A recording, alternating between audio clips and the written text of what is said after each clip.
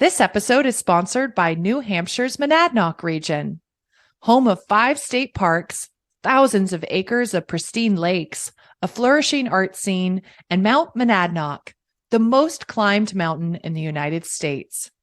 Natural beauty and bustling downtowns await, located just a 2-hour drive from Boston. Every urban exodus begins with an urban escape, and yours is within thriving distance. Visit monadnocknh.com today. That's MONADNOCKNH.com. In this day and age, I feel like our education has very little to do with what we end up doing. You just have to be adaptable. And I think that is the biggest thing. You have to be open to learning new things. As long as you're open to that and not scared that you can't learn anymore, you'll be okay. Have you ever dreamed of making a radical shift? What does it take to build a more intentional life? What is gained from reconnecting with yourself, with community, and with the natural world? I'm Alyssa Hessler. I've spent the last decade meeting with people all over the world who have made remarkable transitions in their lives. How did they do it? What did they sacrifice? And what have they learned? Stepping away from convention isn't easy, but we all have the power to reclaim the things that we've lost, to slow down, to change course, to create the life we want for ourselves and for future generations. The Urban Exodus podcast shares practical advice and inspirational words to embolden and guide you on your own journey. These are the stories of those brave enough to venture down the road less traveled. This is the Urban Exodus. Urban Exodus is community-supported programming. Please consider sponsoring an episode or making a contribution so we can keep these conversations going. The easiest way to contribute is to click the support button on the top of urbanexodus.com. You can also become a member of the Urban Exodus community to peruse our archives of hundreds of photo stories and interviews of people who left city life, or subscribe to Apple Podcast Premium to have access to bonus episodes, our rapid-fire interviews with guests, and our new mini podcast, Ditch the City, where I answer listeners' questions and offer practical advice on a whole myriad of topics. If you have a question for an upcoming episode that you'd like us to consider, please send us a DM on Instagram or through our Contact Us page. Thank you for helping me continue to do this work. I couldn't do it without all of you. And if you haven't already, we would really love it if you'd leave us a 5-star review on Apple Podcasts or Spotify or whatever service you listen on. And please recommend Urban Exodus to your friends.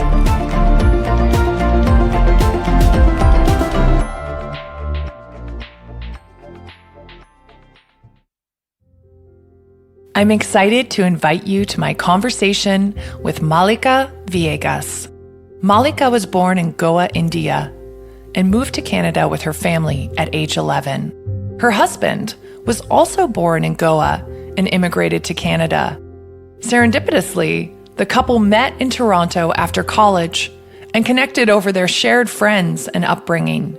In Toronto, Mallika built a successful career in storytelling, working as a journalist, documentarian, content producer, and podcast host. She has worked for Vice, The Toronto Star, CBC, Fashion, and The Cut. When Mallika's son Freddie was born in the early days of the pandemic, she realized her desire to make a seismic life shift so that she could work less and spend more quality time with her family. Battling the isolation of being a new mom during the pandemic, Mallika yearned to be closer to her parents, who had recently retired to Costa Rica. Throwing caution to the wind, the young family braved a pandemic trip to see her family. Fate stepped in and changed their plans for a return trip because their flights back to Canada kept getting canceled. It only took a few weeks before they decided to relocate permanently. Since moving to Costa Rica, Mallika's lifestyle and priorities have completely shifted. The lower cost of living has allowed her to be more selective of the freelance work that she takes on, giving her much more freedom in her days. Living in a close-knit beach community with an appreciation of family and children, has also allowed her to let go from elements of materialism and individualism. She's able to raise her son in a more holistic and natural environment. This is a story about the beauty of embracing a new culture, unexpected new chapters, and finding home wherever family is. I'm very excited to have on the podcast Mallika Viegas. You recently left a city in Canada and moved to a small community in Costa Rica. And you did this during the pandemic with a newborn baby. And you have completely kind of pivoted your career and your lifestyle and made this major life shift. And it seems like things are really working out for you and that you made the right choice. So I'm really excited to talk to you about your journey today. Thank you so much for joining us. Thank you. I'm so excited to chat with you as well. Well, first off, I wondered if you could just share like a little bit of your personal backstory, where you grew up and kind of the paths that you've taken that have led you to where you are now. I mean, I grew up in a coastal state in India called Goa, and I moved to Canada in 1999 to Ottawa, which my dad loved to tell people was the second coldest capital in the world. So big shift for us when I was in grade 5. My parents ended up moving to Costa Rica around 10 years ago. And from my very first visit, I was completely captivated. So like my husband and I were both fairly well traveled, but it's one of the first places we've been to that we didn't immediately feel like tourists, which is always a nice feeling. And at the time we lived in Toronto, and we lived in Toronto for about 6 years with our firstborn, our dog. And we absolutely loved city life. And we are also like outdoor freaks, but we really liked the balance of both. So we had like a fairly active city life, biking to work, the ease of popping down for anything, the freedom of condo life without home ownership, which was awesome. But year after year, our city life really started to dull. I guess we grew older. We started outgrowing our 600 square foot space. And really, we were finding ourselves outpriced of the city. Yeah, so long story short, my husband and I always had it in our plans to move to Costa Rica. And by 2021, that was the year we always thought we would move. But then I got pregnant in the fall of 2019. And by May 2020, we were really, really certain with our decision to get out. What was it like being pregnant through COVID and bringing your son into the world still kind of during lockdown? Yeah, it was in the moment, I would say like it was incredible in the sense that we got to do everything, our way. There were definitely there were no certainties in the world at the time, but there was this certainty that we wouldn't have help, we wouldn't have support. And you kind of go into this like, okay, well, there's no option, so you can't really get upset about it. In hindsight, it was hard, but at the time, we really embraced it. I'm really proud of us. I was lucky. I had an incredible birth. We found out actually a few weeks before I gave birth that partners would be allowed in the room, which was unimaginable. Like I don't know what I would have done, but I had a team of midwives that I still get teary-eyed thinking about them because I leaned on them a lot. They were the ones I messaged about, weird rashes or grunting snores or anything that you would normally have your mom or a mom friend advise you on. So if I didn't have them, I honestly don't know what I would do. And then my husband, he was able to show up in a way that wouldn't have been possible if we weren't in lockdown. So he took nearly every work call with a sleeping baby strapped to him. and that was possible, And so the first 3 months you're in that newborn bliss anyway. And it was great. It was only around, I think, the 3-month stage when it really hit me how alone we were and how lonely I felt. I used to just wander the city all alone with the baby and the dog and, for hours. And it's one of those things where even to this day, I think about like how crazy it is that I never had a single one of my friends or relatives hold my newborn. It's a bizarre feeling because that's one of the things you look forward to when you have a baby is sharing them. It's like, look what I made. And even in our building, I remember when I'd go for walks and our neighbors would be like, wait, you were pregnant? Because no one saw me pregnant.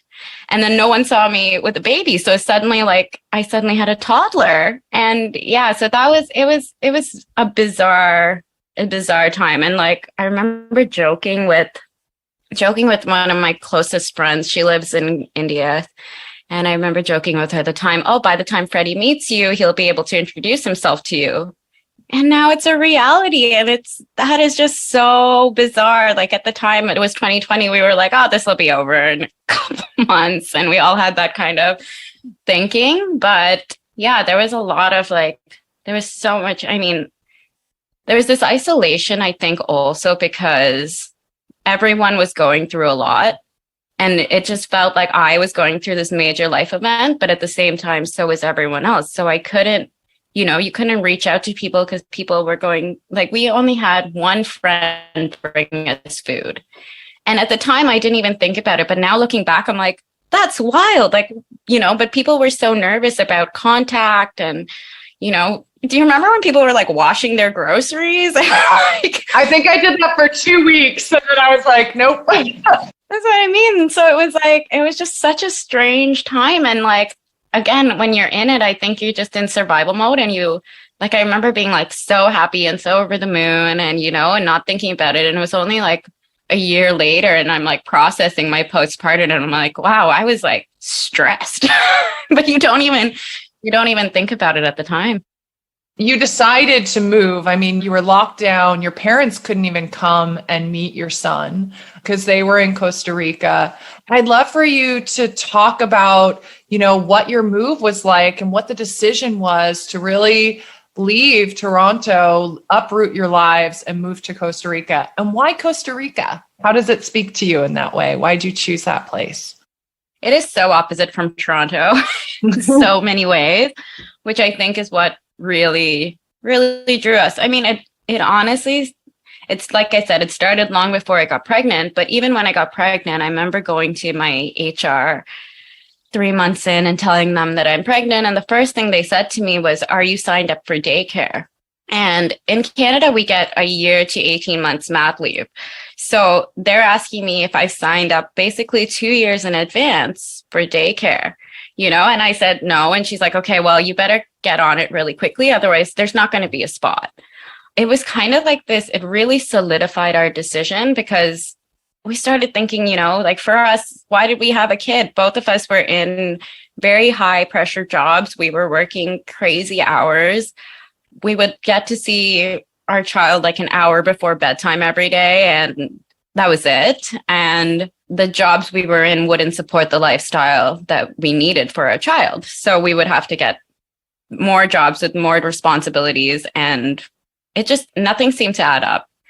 And then when we couldn't visit my parents when I had the baby, that was really difficult because, well, I'm an only child and close with my parents. And, week after week, it kept being like, okay, so maybe we can book a flight. And then it would get canceled or, something else would come into play. And it was only when Freddie was just shy of 7 months that we managed to go visit in Costa Rica. So we were like, okay, let's just go. We'll go for a month. Doug's already working from home, so we can figure it out. We'll figure out working from there for a month. And we decided to visit them and we got here. And of course, everything changed again and our flights got canceled and they kept getting canceled. And we ended up getting stuck, quote unquote, because there's no place I would rather have been stuck for 6 months instead of the original 1 month plan, which in hindsight and at the moment, frankly, was so good for, especially my mental health and just having people around was a huge, huge, huge savior. Yeah. And then during that time, well, with Doug's work, they were like, okay, I guess you're stuck and I guess it's working. So he kept working and they didn't see any problem with it. Again, this is something that never would have been even entertained pre-pandemic. So the fact that it was working and it didn't seem to cause any problems was great. And so it kind of also allowed us to think, okay, maybe this could work in our current situation. Side note, my husband, who's like, he's one of these like people that has like an incredible brain. So the entire time I was pregnant and with our newborn, he would spend every hour that he wasn't doing his job studying, because he was like, okay, this is how we're going to make, how I'm going to transition to working in Costa Rica. So that was our plan all along. And then when COVID happened, the possibility of him working the same job, that happened to work out just fine. So we were like, okay, then why wait? What are we waiting for? I think when we were younger, we wouldn't have thought twice. But now that we're, older, we want to have some kind of security. How can you move without a job? Blah, blah, blah, blah, blah, all that. But yeah, it just seemed to work. And so what we did, we went back to Toronto for 3.5 months, which is so crazy. And we closed up our apartment. We sold all our furniture, sold everything we own, which is wild. Yeah, literally packed our bags, and in the most Canadian way, we took 6 hockey bags and of our stuff. And we moved to Costa Rica. What was it like just getting settled there? Like, can you describe your home now and the community where you live and what it feels like to live there now?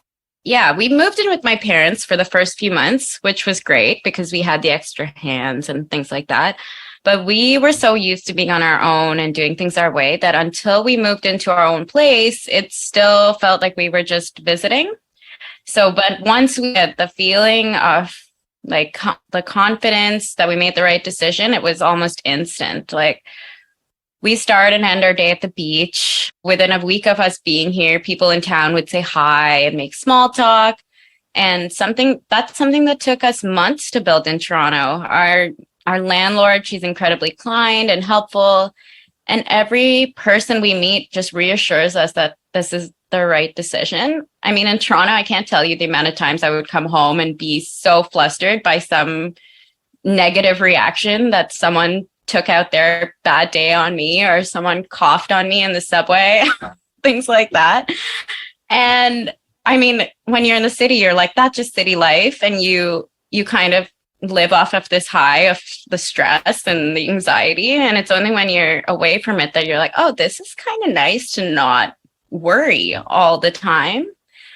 And I think like the specific moments, like even my dog, I think that was really the way that people love dogs here is just, it's just, in Toronto, you always get someone or the other giving you an opinion about what your dog should or shouldn't be doing. And here, I mean, the first time we went to a restaurant here, the server came over and gave us, water for the table and then brought a water for the dog and then, booped my toddler on the nose. And I was like, just this little interaction just, made my heart feel so full because it's just something that's really missing. And I don't know if it's like North American, everyone's like so politically correct. You don't want to cross any boundaries. Also with COVID, also with, I don't know, a million other reasons. But having that, the small town feel of like you belong here, even though you're a complete stranger, it was so reassuring.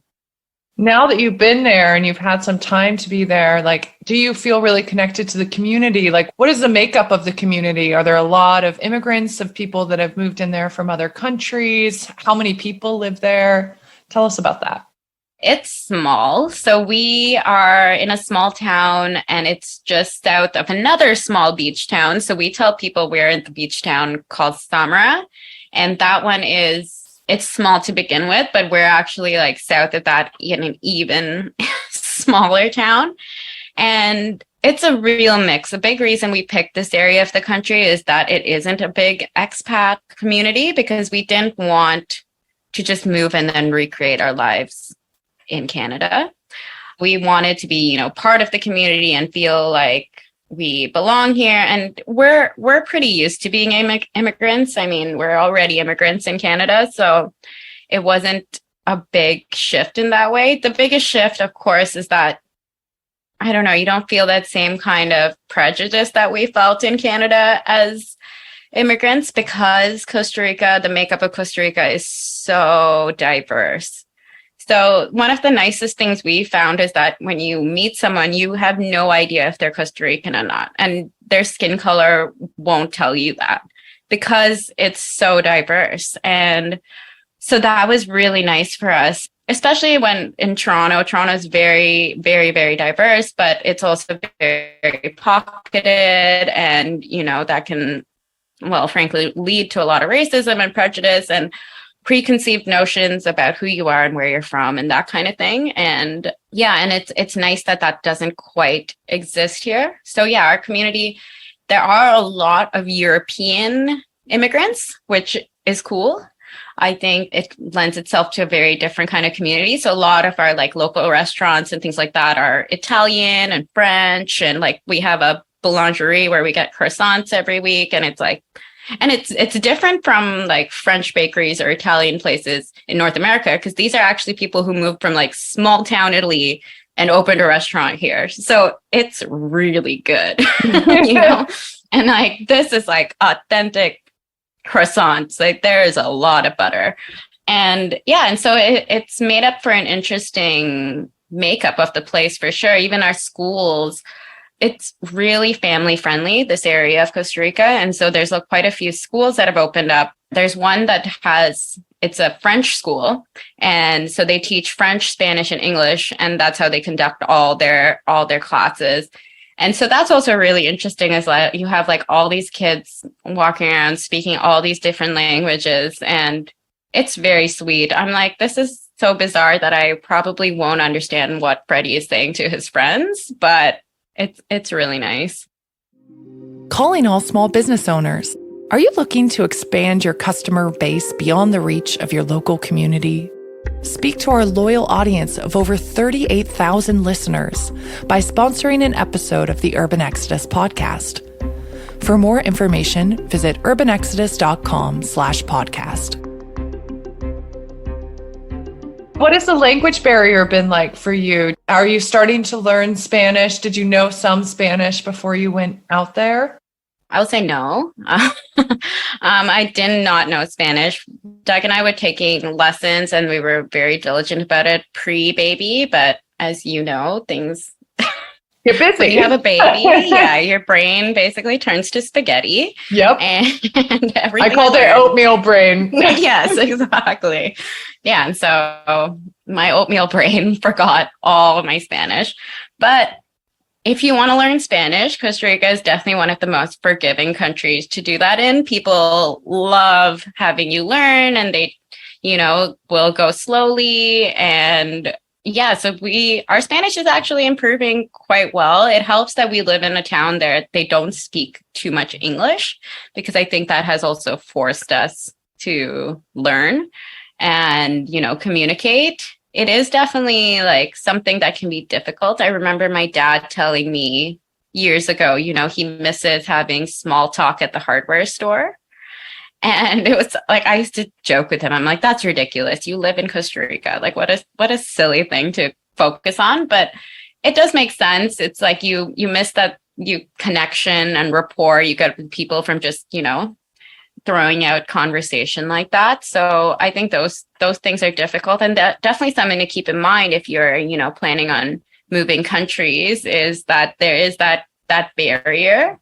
But at the same time, it's not like, so one thing we've done is we've made sure that we keep a really good routine, because I know that helps, well, not only kids, but it helps me as well. And it helps with anxiety. And well, when anything's new, it's always nice to have something that you can count on and not think about. So, you know, we go to the farmers market every Saturday morning, and we see the same people there every Saturday. And now it's gotten to a point where we know so many of the vendors that, you know, they will ask us where we've been if we miss a week, or, you know, they make small talk with Freddie, or give him little treats or toys or things like that. But it's just one thing that has made us really feel at home and part of the community.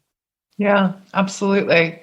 Whenever there's a language barrier, I think the hardest part until you're fluent is that it's hard to convey your personality, right? Like, Yes. it's hard. Like, I understand the harbor story because, like, you strike me as a very like fun and funny human being, and Yeah, it's hard to, I'm like, not funny in Spanish. Like I have no humor. exactly. And I think that's whenever I speak like a bit of Spanish, but not enough to have that like that real conversation. And so, yeah, I was wondering what that experience was like. Yeah, and I really like itch for it sometimes, and I'll use like the translator to like translate like my sarcastic comment, and then you can clearly see by the expression like it did not translate well. I'm like, oh, okay, never mind. I shall learn the nuances. Yeah. But that's also been fun because I'm like a big people watcher. So I like listening to, how people say slang and things like that and just like absorbing it that way.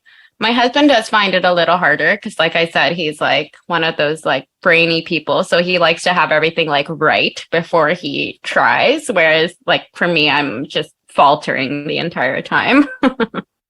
I love the story of you and your husband meeting. And I wonder if you could share that and also maybe talk a little bit about your childhood in Goa, because you've now lived in 3 different countries. And I think that people like get scared to leave like where they're from or to uproot themselves and go into a place that's completely foreign to them and start anew. So yeah, tell us those 2 stories, I guess.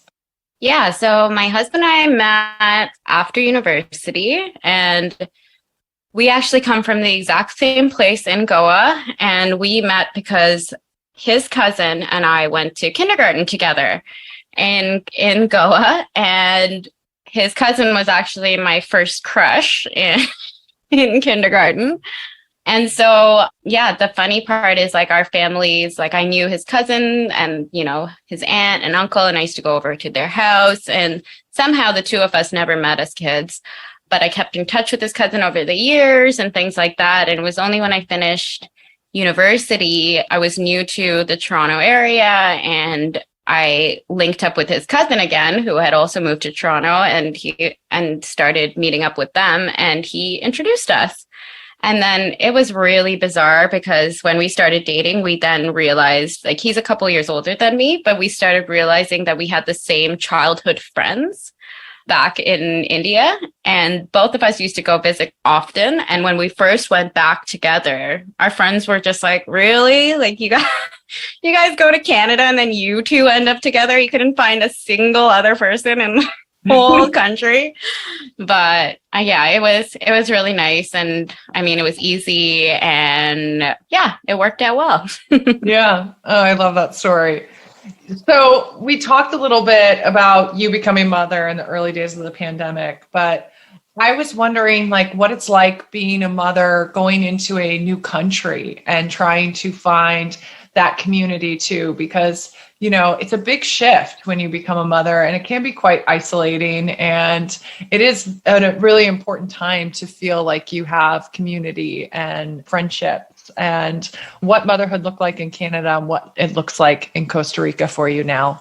I mean, it's a weird time. It's just been such a weird time because I can't even say like this is what motherhood in Canada is like, because my experience of it was not typical. Like there weren't, it's sad because in Toronto, you have some amazing services for parents that I just could never access. You have, drop-in centers where you can take your kids every day for free for, story time and things like that. And so you can meet other new moms, and libraries and all of that. But I was not able to access any of them. So it was definitely isolating.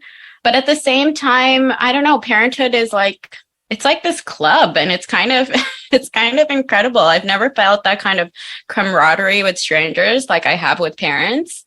I had women from high school congratulate me and say like, if you need anything, I'm here. And I was like, oh, like I haven't heard from you in, 15 years. So this is nice. And I guess the best advice would just probably be find a playground that's like a guaranteed meetup anywhere in any country.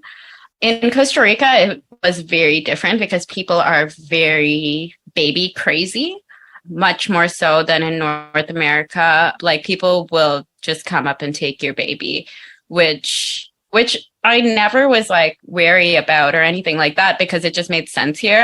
I don't think I would be okay with someone doing that in Toronto.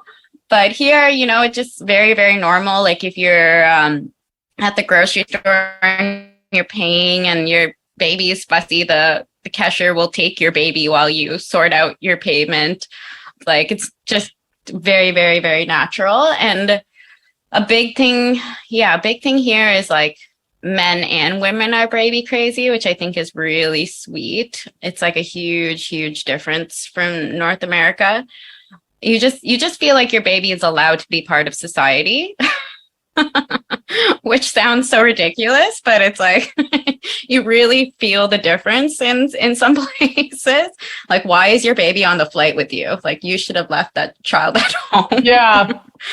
But I mean, in terms of meeting people, it's hard. It feels like it's like you're dating, but it's harder because you don't feel or maybe look like yourself. You're sleep deprived, and now you have to make friends. Yeah. But the minute you do it's pretty life changing because when we got here, I was so eager to make friends that I put out messages on local Facebook groups and I got no response, and it was so discouraging and I was kind of embarrassed. But I also had to be patient because, I'm not going to make friends overnight. I never have, at least not ones with substance. So I was meeting acquaintances, but I was like, oh, I'm so tired of having small talk. But I can't be so impatient about it. And I also had to realize that other parents are in a similar boat. People, other parents are looking to make parent friends too, because it's a hard transition into parenthood. It's hard to explain to your friends that don't have kids. And when you meet another family where your kids can get along and you can have an adult conversation for more than 5 minutes, it's pretty magical. Yeah, absolutely. I mean, it's brave to go into a completely new environment and try to make those inroads. But in some ways, like babies are your like tiny ambassador. Like they offer a bridge for people to strike up conversation. Exactly. You just have to say like, oh, how old is she? And then, boom, you're in. Yeah, exactly. It's kind of a beautiful thing. I wondered what some of the cultural differences and surprising similarities you have noticed between India and Canada and Costa Rica.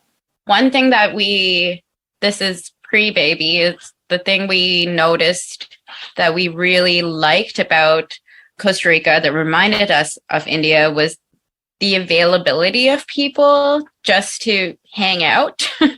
And in North America, I'm speaking for Toronto mostly because it's a big city, everything was very, very planned out. Like our schedules were really full. Like I relied on my calendar a lot, but it was very much like, okay, I'm seeing my friend Chelsea 3 weeks from Thursday. And then and these are like close friends. It's not even just, like people that I want to see once a year. It's like people that I would see often, but it was still very, very planned out. And I'm not sure if it's because Toronto is just so diverse that no one knows each other's cultural norms and no one wants to step on any toes, but you never have people just drop by or, I was in the neighborhood and I rang your doorbell. Like that is considered so rude. Whereas in India and here, it's just so normal. Like even yesterday, we were driving back from town and we saw some friends at the beach and, they were barbecuing. And in Canada, we would have like stopped and said hi, but we never would have been like, can we eat your food? Whereas here, they're like, oh yeah, we have plenty. And we ended up just spending our evening at the beach with them, and I was like, luckily we had like a towel in the trunk, but it's so unplanned. And and it's not just young people, it's, all ages. Even we have a friend here who's a surgeon and she grew up in Costa Rica. And she's like, oh yeah, it's so normal for, my friends to ring up and be like, hey, you want to go get tacos? And I just finished a shift at, 10 p.m. and I'm going to go get tacos. And that's so nice. It's just that feeling that you belong and, I don't know, there's this there's this feeling with me, especially when things are super planned out. I find that when it comes closer to the date, I don't feel like doing it. I dread it. Yeah. There's a dread. When I was living in the city, it felt like your relationships were always last on the totem pole of like all of the things that you had to get accomplished. And everybody like wears this badge of busyness. And it seems like your life has really shifted and maybe like slowed down there. And what has that shift been like for you from like a mental, physical, like spiritual perspective? It's huge. It is so huge. I've always been, a very career-oriented individual. Like since I was a kid, I was like, no, this is what I'm going to do. This is my 5-year plan. This is my XYZ. And it's the first time in my life, I don't even have like a 6-month plan, let alone a 5-year plan. I honestly don't have like a 2-month plan, and the first time in my life, I'm completely okay with it. It hasn't bothered me at all. I mean, I remember when we were moving, and my dad has always been like a huge supporter of my career and things like that. So he was pretty nervous about me deciding to freelance and going down this route. And he was like, well, what about your career? You're not going to be able to do that in Costa Rica. And I was like, yeah, but that's not why I'm moving to Costa Rica. I'm not moving to advance my career, because I realized like also that like romanticizing this career path thing that, might have worked in the 80s, it doesn't work anymore. I remember getting into journalism being like, oh, I want to be a foreign correspondent. And I started learning Arabic, and I was like, oh, I'm so focused on this goal and then once I actually started working in the field, I was like, this is impossible. Like there's so much nepotism. There's so much, it's such a rat race, especially in Canada. It's a small industry. And it just seemed like, yeah, I was probably going to be a PA or a producer for the rest of my life. And I would have to be okay with that, because that's just it. And so it really shifted what I thought of as a career. And then even when I went into content creation and advertising, I remember when I got hired, my boss was like really eager that I meet the CEO. And he was like, oh, I think, you guys will hit it off and maybe you can be her one day. And I remember meeting her, and she was like, oh, we love it here. And this is in advertising. And she was like, yes, we work hard, we play hard. We're here, every weekend, we're here every night, and we just love it. And in my head, I'm like, this sounds terrible.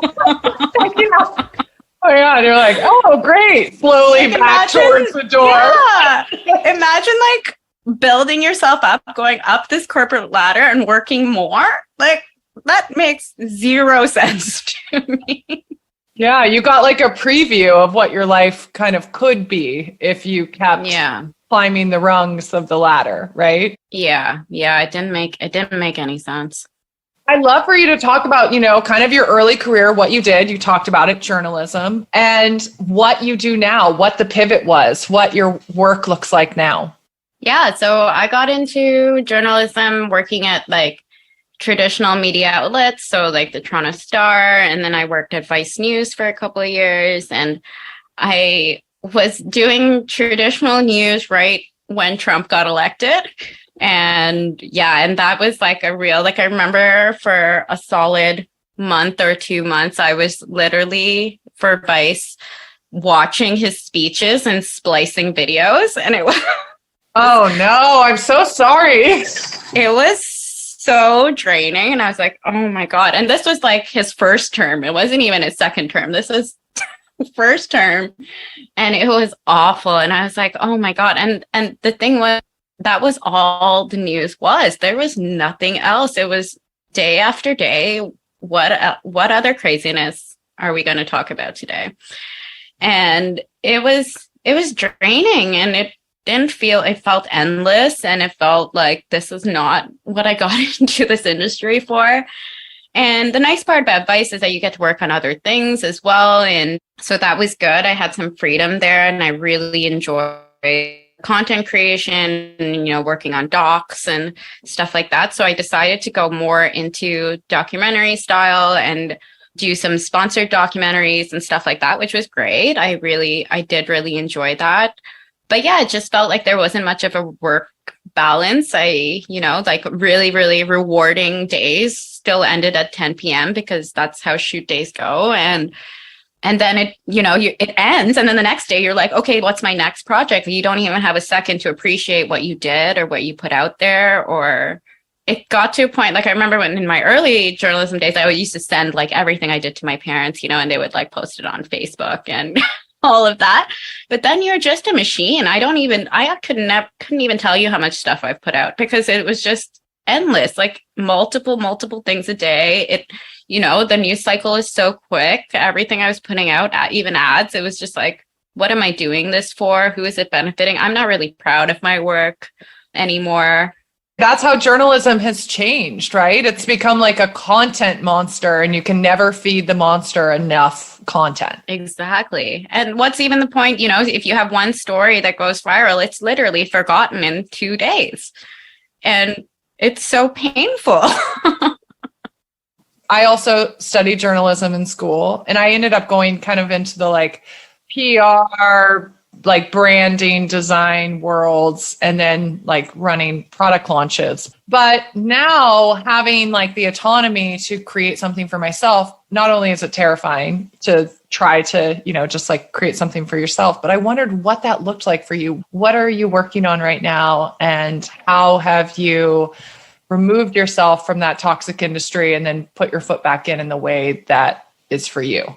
Yeah. I mean, I think I was really lucky with my mat leave because I was able to take off so much time and kind of figure that out, with also having the freedom if it doesn't really work, I can go back. So I kind of had that on back burner, and I started writing for a couple of publications while I had the baby. And I wrote specifically about motherhood, and they were more like personal kind of essays and things like that. And they did really well. And I it's one of those things that I'm sure you experience as well. But when you're in journalism, you feel like you are terrible. Like you forget that you have any kind of skill because your skill set is also used so specifically for like, it ends up being so random, right? Like you're like, oh yeah, I've literally just put captions on pictures for the last like week. Like there's no way I even remember how to write. Writing again and realizing like, oh, I can actually do this was a good confidence booster. And so I started doing that a little bit more. And that kind of picked up a bit organically. Then I started doing interviews as well for publications, which I really enjoyed. And now a majority of my time is spent doing brand work specifically. So I work with a Canadian lingerie brand that's focused. It's an ethical lingerie brand, but their big focus is that they have this online community called the Self-Love Club.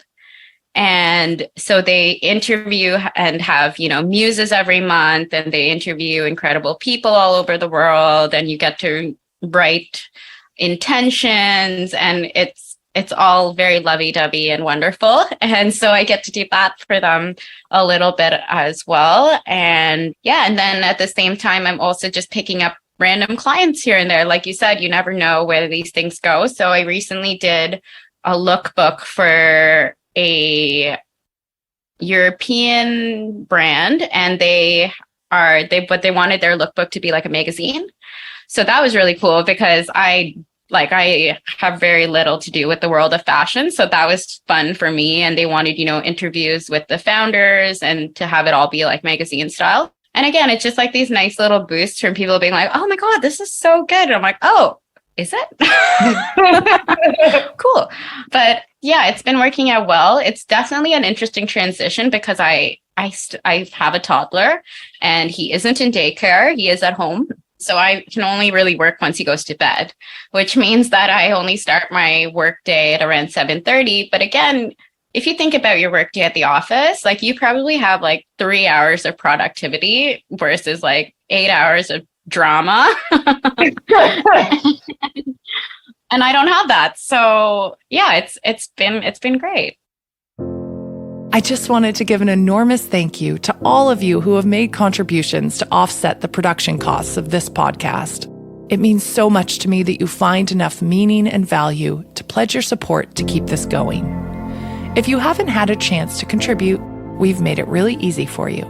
Just click the support button on the top of Urban Exodus website. You can also get access to bonus episodes, rapid-fire interviews, and our new mini podcast, Ditch the City, by signing up for our Apple Podcast Premium. Or you can become a member of the Urban Exodus online community, where you can access hundreds of photo stories, interviews, tutorials, videos, and more. Find out more by visiting the membership page on urbanexodus.com.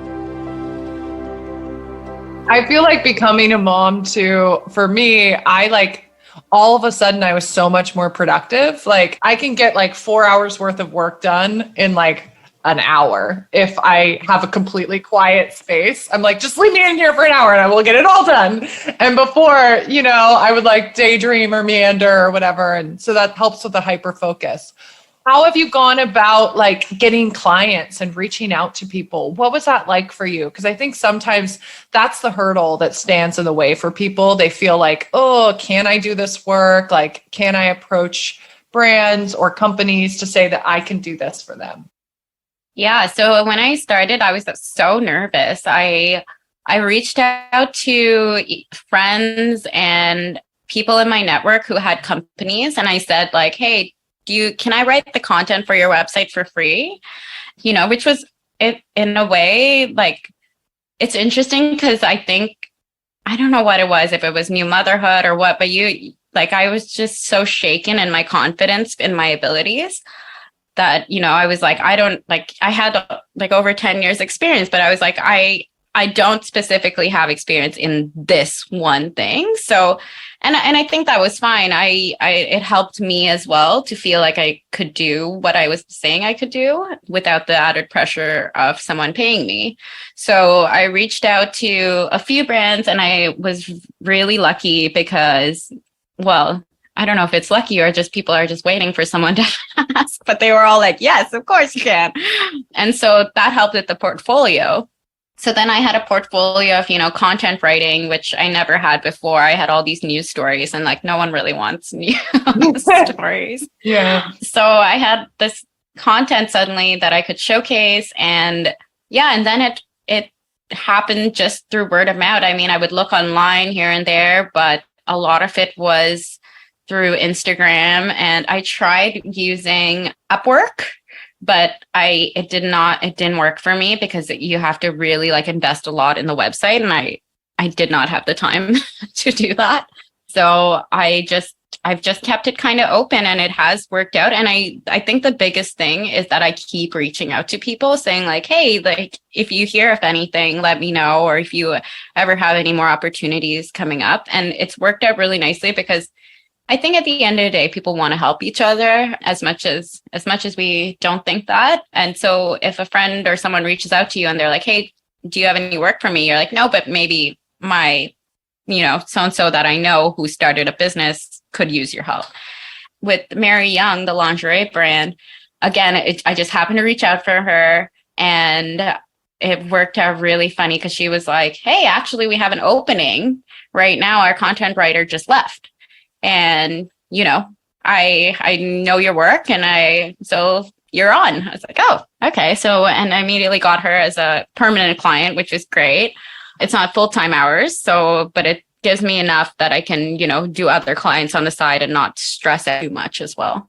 I mean, you manifested it. You went out there and you emailed people and you followed up. And I think that that's so helpful for people because oftentimes when you move to a rural area, you have to reinvent what you do for a living. And that can be really scary. And I completely get the confidence thing. I also think that even when you move away from a city, there's a feeling of can I do those things that I used to do before? And even old colleagues that you have questioning if you can do that anymore from where you are. So I think that's amazing. Well, and it's even I am a close cousin of mine. She and her husband moved to a small, they moved to Goa from London and they were both architects in London. And, and I remember talking to her about it and being like, how on earth did you do that? And she was like, you forget that you have skills when you're so in one line of work, you think, I'm an architect, I can only do architecture. But, before you went to that specific of a lane, you could do graphic design, you can do so much. And, in this day and age, I feel like our education has very little to do with what we end up doing. You just have to be adaptable. And I think that is the biggest thing. You have to be open to learning new things. YouTube is an amazing resource. You can learn almost anything, and you can take a course on anything as well. I took some content writing courses just to brush up on what specifically brands were looking for in this day and age, because it's always changing. And I feel like as long as you're open to that and not, scared that you can't learn anymore, you'll be okay. Yeah, such good advice, because I feel like people in cities oftentimes specialize. And when you live in small communities, people wear a lot of hats. And when you're freelancing or running your own business, you're also wearing a lot of hats, and just recognizing all of the skills that you might have that like maybe you don't even feel like are skills, and figuring out how you kind of like put that together to make something. Cost of living wise, like Toronto, Canada is so expensive now. I always am looking at real estate prices. I find it very fascinating. It's a strange thing that I do. But Canadian cities are completely outrageous. What is your cost of living like? Does that help you to not have to feel like you have to take on as much work anymore? Do you feel like your workloads for you and your husband have lifted a bit? 100%. I think that plays a huge part in it. I mean, our rent is $750 a month, and that includes everything, internet, all of the above. And we rented out our 600 square foot apartment in Toronto in the middle of a pandemic when prices were at an all-time low for $2,600. So it is wild to think about that difference. And, at the time, I even remember being so frustrated and flustered that we were only renting it for $2,500. I was like, this is what a huge loss. But again, it's because we were so in that, in that mindset. It was only when we moved here that I was like, wait, did we rent it for $2,500? Like, that is so much money. And it's tiny. It's a studio. There's not even walls, And it has definitely played a huge part. I mean, Costa Rica is not a cheap country. It's definitely, one of the more expensive Latin American countries. And that's because taxes are higher. They have more social services, free healthcare. And so it's not a cheap country, but it's definitely affordable. So it depends also how you live.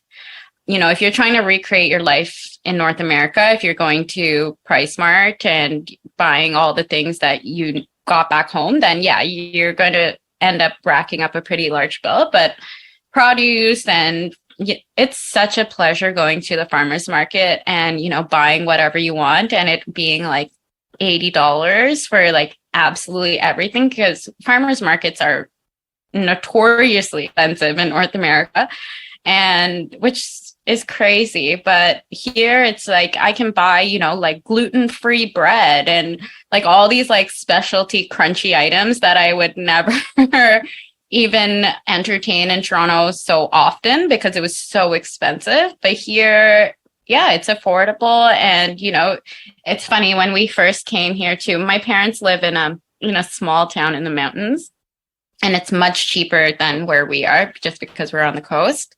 And we would go out for dinner, and our dinner for myself, Freddie, and Doug would be like $20, including drinks and like entrees and appetizers. And it was just so mind-blowing because in Toronto, when Doug and I would go out for dinner, we would decide whether or not we were going to have alcohol, and that would depend on what entree we got, because we would have to make these deals because the food in Toronto is like unbelievable. It's so good, but it's so expensive. Like you're paying $25 for eggs. If you could give advice to people who see what you have done and they want to follow in your footstep, what's the immigration process like? Are you working on like nomadic work visas? What has that process been like for you? So we applied for residency so Costa Rica has a number of ways you can apply for residency. It's not as complicated as applying in Canada. You basically just have to, tick off all the boxes and do all the right things and you will get your residency. So we applied via the way that you have to invest $200,000 into the country, and that can be in a car and property, etc., which we did not have, caveat. But my parents, when they moved here, they got residency through my dad's work.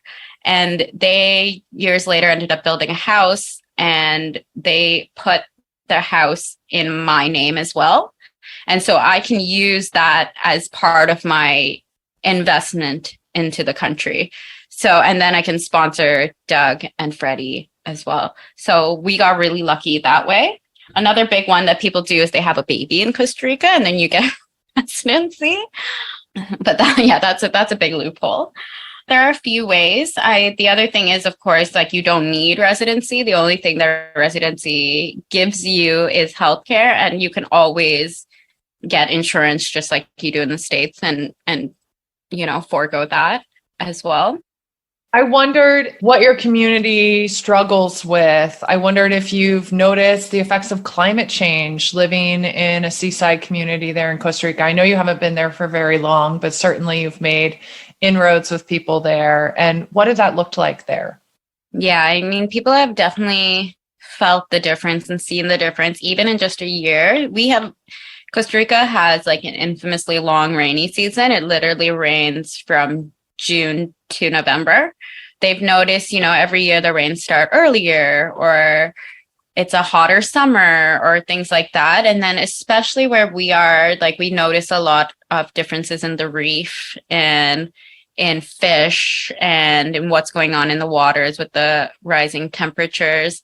We have a lot of turtles here, which is amazing. So there's a lot of huge focus on the environment and a huge focus on reintegration and things like that, which is incredible because it's so nice that Freddie gets to witness these things. Last week, he just released sea turtles into the ocean, which was so cute. But it's been really interesting because like we learned that with the rising ocean temperatures, it means that there are more male turtles. So you're not having enough female turtles, and that's just something that's going to continue. And yeah, you have no control over that. And yeah, you see it with, habitat loss. Costa Rica is one of these incredible countries that it used to be completely deforested. Most of the country has been built back up and it's now extremely protected. And in our area, we have macaws that are now coming back that used to be extinct from the area. And so we have pairs of macaws that fly every day. They're so loud, but they're so beautiful. And yeah, we went and we saw their recovery center. And yeah, there's a really, really big focus on environment, which was another reason we love the country so much. But yeah, in terms of climate change, it's everywhere. Even when we look at buying property here, we're looking at buying property higher up because you never know because of tsunamis or, the change of water levels. And yeah, it's very evident. I mean, I think that I wasn't even really as mindful or cognizant of it when I lived in the city because the trash truck came and took your trash away. And now like we take our trash to the dump. We know how much trash we make. Like there's the connection to that. And every time I drive to the next town over, I drive past like an open pit dump. And that changes you because you see your footprint. It's right there. And in your preliminary interview, you talked about how Costa Rica has made you feel like less materialistic. And I wondered how that's kind of shifted and changed your perspective on consumer culture. Yeah, I mean, the fact that we don't have Amazon is huge, especially with the newborn, the amount of things I was like, I need this now.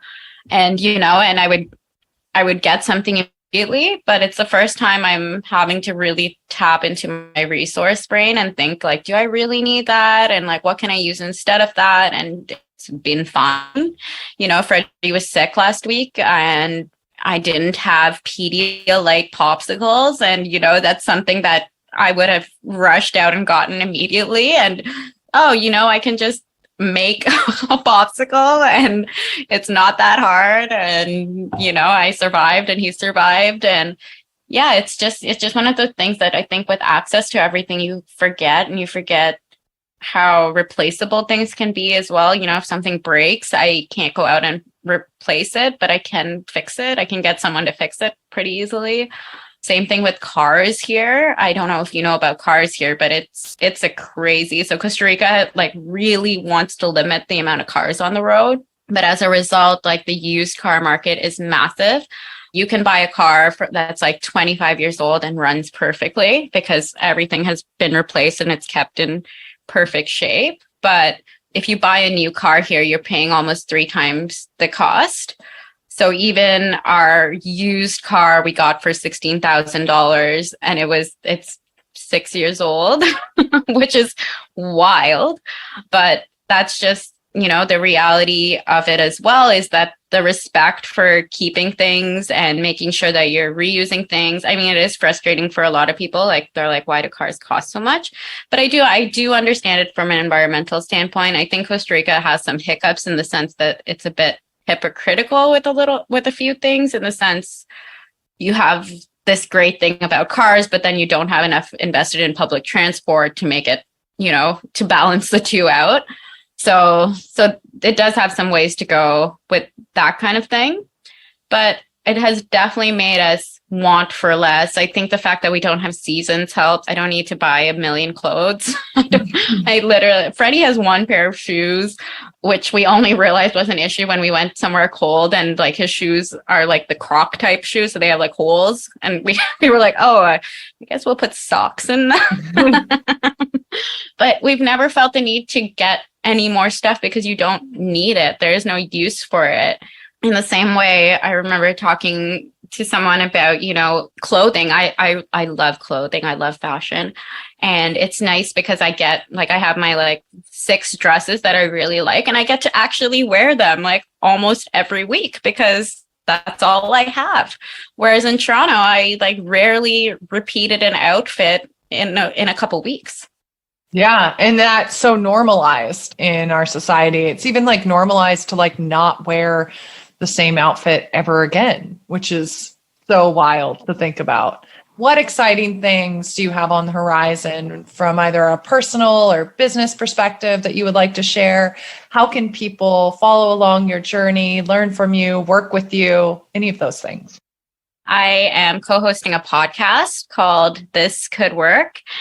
And it's kind of a self-help reality show type podcast where we just look at different self-care techniques and practices and talk to experts about them and see if that they're all that they're cracked up to be. So you can find that on Spotify or iTunes. And in a personal note, we are going to Colombia this weekend. So we're very excited for that. It's going to be even hotter than here, but we're looking forward to all the good food. It has been such a pleasure, Mallika, to connect with you. I hope that I get to come to Costa Rica one day and see you. That would be amazing. Yes. Oh, I would love that. Yes, the pleasure is all mine. Thank you again, Mallika, for joining us on the show. Some of my key takeaways from this episode. According to Darwin, the species that survive are the ones that are the most adaptable. I feel like Mallika has embodied that sentiment in a huge way. This has paved the way for her successful transitions in her family, career, and home. Moving to a different country, changing careers, and becoming a new parent, all in the same year, required a huge amount of adaptability and flexibility. Second, moving to a remote area outside of an urban center while striving to keep your city career requires you to work harder in many ways, but it can also help you tap into more entrepreneurial skills. Looking out for yourself, reaching out to others, and learning to sell yourself requires a separate and new skill set that needs tending, especially if you've only ever worked as an employee. Believe in yourself, stay the course, and the work will come. And lastly, community is so integral to mental health and well-being. Loneliness is one of the most devastating epidemics of modern time. Recent studies have shown that more than half of adults are considered lonely. And for obvious reasons, COVID has made matters much worse. However, learning about the more collective culture in Costa Rica, the familiarity, the spontaneous hangouts, a celebration of children and parenthood, it makes me wish we could import a little bit of that spontaneity and connectedness into American culture.